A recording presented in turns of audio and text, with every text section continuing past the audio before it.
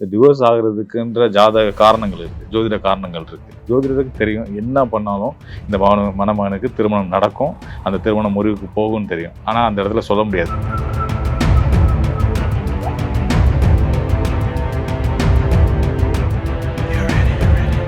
காதல் திருமணம் பண்றவங்க கூட ஒரு பிரச்சனையிலயோ இந்த டிவோர்ஸ் அந்த மாதிரிலாம் போய் முடியுது. அதுக்கு என்ன காரணமா இருக்கும்?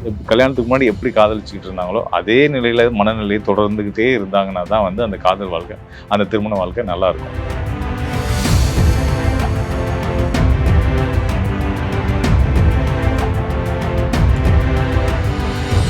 சார், இந்த மூலம் நட்சத்திரம் ஆயில்யம் நட்சத்திரம் இருக்க பெண்களை வந்து திருமணம் செஞ்சா அவங்க மாமனார் மாமியாருக்குலாம் வந்து ஆகாதுன்னு சொல்றாங்க. அது நிஜமா சார்? இது வந்து ஒரு ஜோதிடத்துக்குள்ள இருக்கக்கூடிய ஒரு மூட நம்பிக்கைன்னு தான் சொல்லணும். உள்ளபடியே வந்து ஆயில்ய நட்சத்திரத்தை பெண்ணை முடிச்சதுனால அவங்க மாமனாருக்கு எது பிரச்சனை வர்றதோ, மூல நட்சத்திரத்தில் இருக்க பெண்ணை முடிச்சா அவங்க ஃபேமிலியில் பிரச்சனை வரும்ன்றதோ வந்து ஜோதிட சாஸ்திரத்தில் சித்தர்கள் எந்த இடத்துலையும் குறிப்பிட்டது கிடையாது.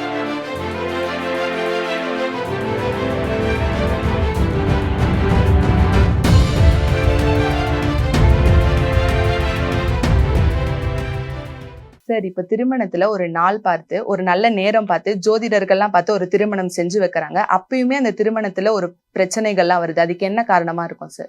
நல்ல விஷயமா நீங்க கேட்ட கேள்வி எனக்கு நல்லா புரிஞ்சிருச்சு. அதாவது ஜோதிடர்கள்லாம் ஆலோசனை பண்ணி தானே, பெரியவங்களாம் முடிவெடுத்து தானே ஒரு திருமணத்தை நடத்தி வைக்கிறாங்க. நல்ல முகூர்த்தம் நேரம் எல்லாமே பார்த்து தானே பண்ணி வைக்கிறாங்க. அதுக்கப்புறமா ஏன் அந்த திருமணம் வந்து ஒரு பிரச்சனைக்கு போகுது, பிரிவுக்கு போகுது அப்படின்ற மாதிரியான விஷயங்கள் கேட்குறீங்க. ஸோ இதுக்கெல்லாம் என்ன காரணம் அப்படின்னு கேட்டிங்க அப்படின்னா வந்து அந்த மணமகன் மணப்பெண் இவங்க 2 பேர் ஜாதகத்துலையுமே வந்து பார்த்தீங்கன்னா களத்திர தோஷம் அப்படின்ற ஒரு அமைப்பு இருக்கும். அது இருக்கும். அது போக இன்னொரு முக்கியமான விஷயம் இருக்கும். அதாவது மனம் முறிவு ஆகுறதுன்ற அமைப்பு தனி. அதாவது டிவோர்ஸ்ன்னு சொல்லுவாங்க இல்லையா, இந்த டிவோர்ஸ் ஆகுறதுக்குன்ற ஜாதக காரணங்கள் இருக்குது, ஜோதிட காரணங்கள் இருக்குது. திருமண ஸ்தானத்துக்குரிய அதாவது களத்திர ஸ்தானம்னு சொல்லுவோம். அதுனா திருமணத்தை கொடுக்கக்கூடிய இடம்னு அர்த்தம். லக்னத்துக்கு ஒரு பெண்ணுடைய இல்லை மணமகனுடைய லக்னத்துக்கு 7ஆம் வீடு எதிர்நிலையில இருக்கிறது தான் வந்து திருமண வாழ்க்கையை குறிக்கக்கூடிய ஸ்தானம். அந்த ஸ்தானத்துக்குரிய அதிபதி கிரகம் வந்து 8ஆம் இடமான மறைவு ஸ்தானத்துக்கு போகும்போது அந்த திருமணம் வந்து டிவோர்ஸில் போய் முடிகிறதுக்கான 90% வாய்ப்புகள் உண்டு. ஸோ இது இருக்கும் பட்சத்தில் என்னதான் நம்ம நாள் நேரம் பார்த்து ஒரு ஜோதிடர் வந்து ஒரு நேரம் குறித்து கொடுத்து பண்ணால் கூட அது வந்து ஒரு லீஸ்ட் அவங்க ஓரளவுக்கு சேர்ந்து வாழ்வாங்கன்ற ஒரு நம்பிக்கையில் தான். அந்த ஜோதிடருக்கு தெரியும் என்ன பண்ணாலும் இந்த மணமகனுக்கு திருமணம் நடக்கும், அந்த திருமணம் முறிவுக்கு போகும்னு தெரியும். ஆனால் அந்த இடத்துல சொல்ல முடியாது. ஒரு நல்ல நம்பிக்கையில் இறைவனை வேண்டிட்டு நல்லபடியாக ஆணும் பெண்ணும் சேர்ந்து நல்ல கணவன் மனைவியாக நல்லபடியாக நல்ல வாழ்க்கையை வாழட்டும் அப்படின்ற ஒரு நம்பிக்கையின் பேரில் அவங்க வந்து ஒரு நல்ல நேரம் கூடுமான வரைக்கும் நம்ம சைடு எங்களோட பங்கு என்ன, நல்ல நேரம் முகூர்த்தம் பார்த்து செஞ்சு கொடுக்குறது தான். அந்த விஷயத்தில் கொஞ்சம் மெனக்கெட்டு திருத்தமாக நல்ல முகூர்த்தம் நேரம் பார்த்து கொடுத்தோம் அப்படின்னோம்னா அது கூடுமான வரைக்கும் அந்த பிரச்சனையை தவிர்க்கும். இன்னும் சரியாக துல்லியமாக பார்த்து 2 பேர் ஜாதகத்தையும் வந்து 2 பேருக்கு நல்ல பொருத்தம் இருக்கா, இந்த திருமண அமைப்பில் இருக்கக்கூடிய பிரச்சனைகளை தீர்க்கக்கூடிய வலுவுள்ள ஜாதகமாக 2 பேர்த்துக்கும் இருக்கா. ஒருத்தர் ஜாதகத்தில் இருக்குன்னா ஒரு தோஷம் இருக்குன்னா அந்த தோஷத்தை தாங்கி அவங்களோட சேர்ந்து வாழக்கூடிய அமைப்பு அந்த பெண்ணுக்கோ இல்லை பையனுக்கோ இருக்கா அப்படின்றதெல்லாம் பார்த்து அதுக்கேற்ற மாதிரி நல்ல நாள் நேரம், அதாவது பொதுவாக இப்போ வந்து முகூர்த்த நாட்கள் அப்படின்னு இருக்குது பார்த்தீங்களா, அதில் தான் பண்ணணுன்ற அவசியம் கிடையாது. அந்த ஆணுக்கும் பெண்ணுக்கும் உகந்த நேரம், இவங்களுக்கான யோக நேரம் இவங்க 2 பேர்த்துக்கும் அதில் இருக்கணும். ஸோ அந்த 2 பேர்த்துக்குமே ஒரு யோகமான நேரம் அப்படின்றது வந்து எந்த நாளில் கூட வரும்.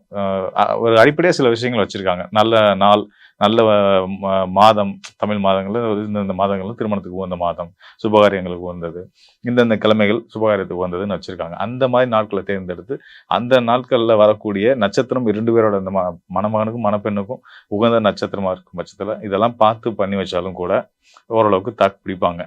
இங்கேயே பிரச்சனை இருக்குது, களத்திர ஸ்தானத்திலேயே பிரச்சனை இருக்குது அப்படின்னா அது மன முறிவுக்கு போகும் தான். அதை வேணால் முன்கூட்டியே அந்த மணமகனோட வீட்டுக்கு மணப்பெண்ணோட வீட்டுக்கு ஜோதிடர்கள் சொல்லலாம், சிலர் சொல்லாமல் கூட விட்டுருவாங்க.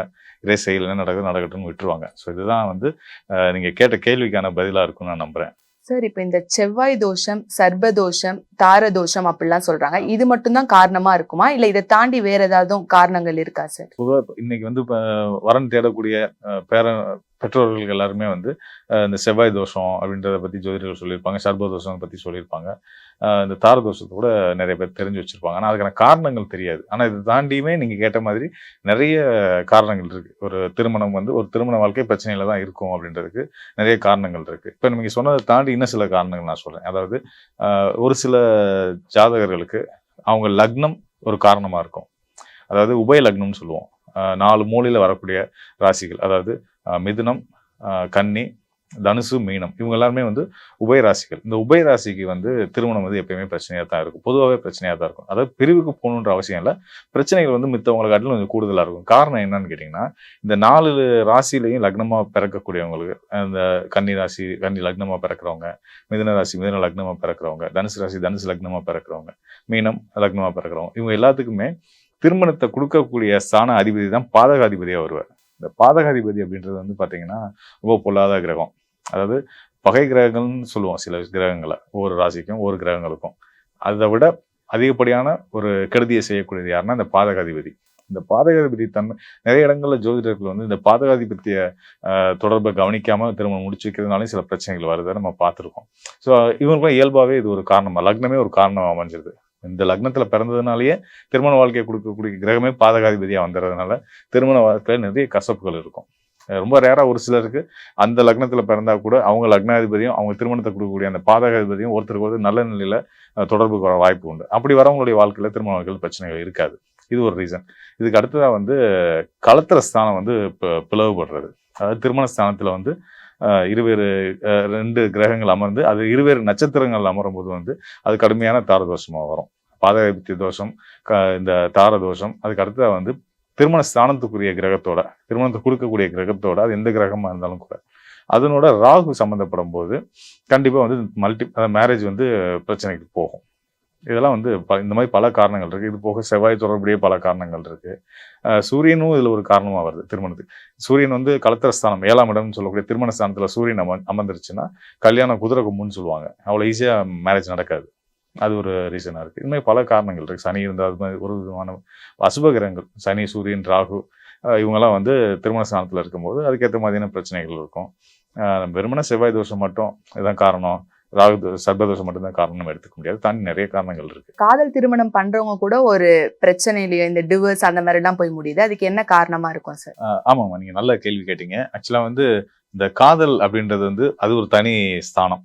காதல் எப்போ வரும் அப்படின்னா, நம்மளுடைய லக்னத்துக்கு 3ஆம் இடமான நம்மளோட ஆசை விருப்பங்களை குறிக்கக்கூடிய ஸ்தானமும், அந்த ஸ்தானத்து அதிபதி திருமண ஸ்தானமான 7ஆம் இடத்துக்கு, அதாவது நம்ம விருப்பங்களை குறிக்கக்கூடிய ஸ்தானத்து அதிபதி திருமண ஸ்தானத்துக்கு போகும்போது விருப்பப்பட்ட திருமணத்தை முடிப்பாங்க. அதை காதல் திருமணம் முடிப்பாங்க. ஸோ இந்த திருமணம் வந்துருச்சுன்னு வச்சுக்கோங்களேன், இந்த காதல்ன்றது கட்ட ஆகக்கூடாது. திருமணம் முடிஞ்சிச்சு, இனிமே இதுக்கு நம்ம இந்த விருப்பத்தை வெளிப்படுத்திட்டே இருக்கணுமா, அவசியம் இல்லையே அப்படின்னு என்னைக்கு நினைக்கிறவங்களா அன்னையில இருந்து பிரச்சனைகள் ஆரம்பிக்கும். பல திருமண வாழ்க்கையில, காதல் திருமண வாழ்க்கையில பிரச்சனை அமைகிறது இந்த ஒரு விஷயம் தான். அதாவது காதலுக்கு திருமணத்துக்கு அப்புறம் அந்த காதலை தொடராததான் காரணமா இருக்கு. அதாவது அது தொடராதுன்னா வெறுப்பு ஏற்படுறது கிடையாது. உள்ள இருக்கிறத திரும்ப திரும்ப சொல்லிட்டே இருக்கணும்ன்ற அவசியம் இல்லை. அந்த உள்ள மட்டும் அந்த அன்பை வச்சுக்கிட்டே இருக்கிறது வந்து பிரச்சனையா போகும். அதுதான் வந்து இங்க ஒரு மெயின் பிரச்சனையா இருந்து அதுல இருந்து எல்லா பிரச்சனையும் ஆரம்பிக்கும். சில இடங்கள்ல பொருளாதாரம் இந்த மாதிரியான பிரச்சனைகளும் காரணமா இருக்கும். காதல் கல்யாணத்துக்கு முன்னாடி எப்படி காதலிச்சுக்கிட்டு இருந்தாங்களோ அதே நிலையில மனநிலையை தொடர்ந்துகிட்டே இருந்தாங்கன்னா தான் வந்து அந்த காதல் வாழ்க்கை, அந்த திருமண வாழ்க்கை நல்லா இருக்கும். சரி, இப்ப காதல் திருமணத்துக்கு அப்ப கண்டிப்பா பொருத்தம் பார்க்கணுமா இல்ல வேண்டாமா சார்? ஒரு காதல் திருமணத்துக்கு பொருத்தம் பார்க்கணுமா வேண்டாமா அப்படின்றது வந்து அந்த சம்பந்தப்பட்ட நபர்களை பொறுத்ததுதான். ஜோதிடரா நாங்க என்ன சொல்லுவோம் அப்படின்னா, ஒருத்தவங்களுக்குள்ள காதல் வந்துருச்சு அப்படின்னாலே அவங்களுக்கு மனப்பொருத்தம் இருக்குன்னு அர்த்தம். அந்த மனப்பொருத்தம் திருமண வாழ்க்கையிலையும் நல்ல விதமா தொடருமா அப்படின்றத தெரிஞ்சுக்க விரும்பும் பட்சத்துல பார்க்கலாம். இல்ல பார்த்து ஜோதிடர்கள் வந்து உண்மை காரணங்கள் அதுல இருக்கக்கூடிய வேற ஏதாவது சிக்கல்களை சொல்றாங்க, அதனால நமக்குள்ள பிரச்சனை வருமோன்னு பயப்படக்கூடாது.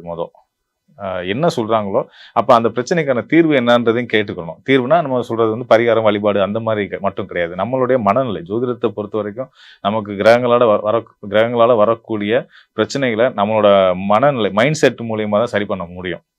இந்த மாதிரி இருக்கும் உங்க லைஃப்ல. உங்க கணவர் உங்களுக்கு கண்டுக்காத மாதிரி தோணும், ஆனா அவருக்குள்ள அன்பு நிறைய இருக்கும். அதனால அவர் அன்பை சந்தேகப்படாதீங்க. அதே மாதிரி அந்த பெண்ணுக்கும் அதை தான் சொல்லுவோம். உங்க கணவர் வந்து உங்க மேல ரொம்ப அன்போட இருக்காரு, அந்த அந்த பையனுக்கும் அதுதான் நம்ம சொல்லுவோம். உங்க மனைவி எப்பயுமே உங்க மேல ரொம்ப பற்றோட தான் இருப்பாங்க. அவங்களுக்கு சில உங்க மேல சந்தேகங்களும் வர வாய்ப்புகளும் உண்டு. அதெல்லாம் நீங்க பெருசுப்படுத்திக்காதீங்க. அவங்களுக்கு போக்கில் போய்க்குங்க இப்படின்ற விஷயத்தெல்லாம் நம்ம எடுத்து சொல்லி தான் வந்து அந்த பிரச்சனைக்கு நம்ம தீர்வை கொடுத்துருவோம். அதை கேட்க தயங்கிக்கிட்டு பயந்துட்டு ஏதாவது சொல்லி நம்மளுக்கு வந்து இப்போ சரியாக வராது ஒத்து வராதுன்னு விலக சொல்லிடுவாங்களோ அப்படின்னு பயப்பட வேண்டிய அவசியம் இல்லை. பெரும்பாலும் ஜோதிடர்கள் கூடுமான வரைக்கும் உங்களுக்கு இருக்க பிரச்சனைகள் இருந்தால் அதை தீர்த்து உங்களை எப்படி நல்லபடியாக வாழ வைக்கணும் அப்படின்றதுக்கு தான் வந்து முயற்சி பண்ணுவாங்க. சார், இந்த மூலம் நட்சத்திரம் ஆயில்யம் நட்சத்திரம் இருக்க பெண்களை வந்து திருமணம் செஞ்சா அவங்க மாமனார் மாமியாருக்குலாம் வந்து ஆகாதுன்னு சொல்றாங்க, அது நிஜமா சார்? இதுவுமே ஒரு நல்ல கேள்விதாங்கம்மா. நிறைய பேர் வந்து நம்ம எங்கள்கிட்ட வந்து திருமண பொருத்தம் பார்க்க வரும்போது இந்த பொருத்தம் இருக்கும், அந்த மூல நட்சத்திரத்துக்கும் அந்த பையனோட நட்சத்திரத்துக்கும் பொருத்தம்லாம் இருக்கும், நல்ல பொருத்தம் இருக்கும். அதை தாண்டி நம்ம நட்சத்திர பொருத்தம் தான் ரொம்ப பிரதானமாக நினச்சிக்கிட்டு இருக்கோம். 12க்கு இத்தனை பொருத்தம் இருந்தால் ஓகே, 10க்கு இத்தனை பொருத்தம் இருந்தால் ஓகே அப்படின்னு நினச்சிக்கிட்டு இருக்கோம். அதை தாண்டி ரொம்ப முக்கியமானது என்னன்னு பார்த்தீங்கன்னா கிரக நிலைகள், ஆண் பெண்ணுடைய லக்னம், ஆண் பெண்ணுடைய கலத்திரஸ்தான அதிபதி, இது மாதிரி இன்னும் நிறைய காரணங்கள் இருக்குது. 12ஆம் இடம், 2ஆம் இடம், குடும்பஸ்தானம், இப்படி பல காரணம் கிரக நிலைகளில், அதாவது 2 பேர்த்தோட ஜாதகத்திலையும் கிரக நிலைகள் மேட்ச் ஆகுதான்னு பார்க்கணும். அதில் தான் 90% வேலை இருக்குது.